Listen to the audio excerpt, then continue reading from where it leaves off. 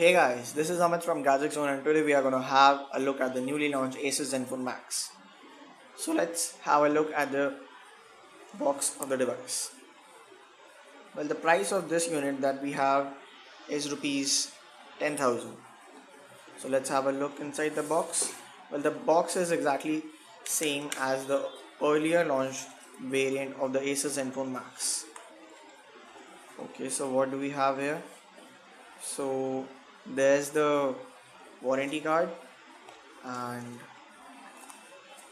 this is a basic simple charger. This is not a quick charger guys, so it would take a lot duration to charge this device. And then yeah, with this device what extra you get is an OTG cable from Asus.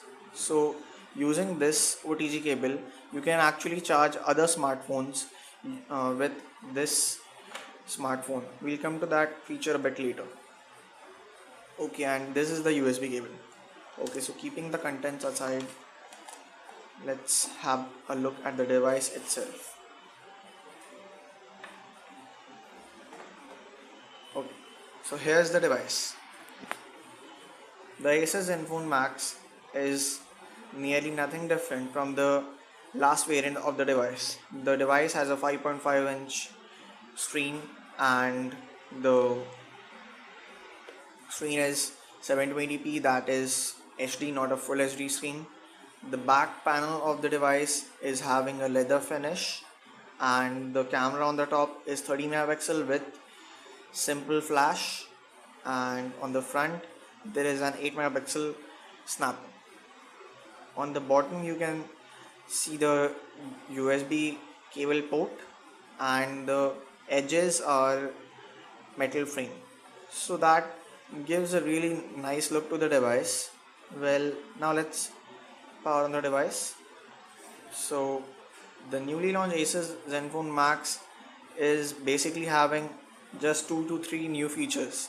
The new device is having the Snapdragon 615 octa-core chipset, which will give you a boost on the performance on the device. And as you can see, there is the new 6.0.1 Marshmallow version of Android. So also along with the new processor you get a new version of Android update, and of course a 5000 mAh battery. Well, the camera of the device is not much fascinating, just like the old one. And just a moment, and yeah, so here you can see the camera of the device focuses really quick, just like the old Zenfone Max, and takes a click too soon. So yeah, the camera quality is good, but it isn't the best of what you can get in this price. Well, I've been using this device since around 2 weeks, and for sure maybe the device is not having too many heavy apps at this moment, but I have played light games like Mini Militia and Asphalt 8 on this device, and I have got really nice battery life.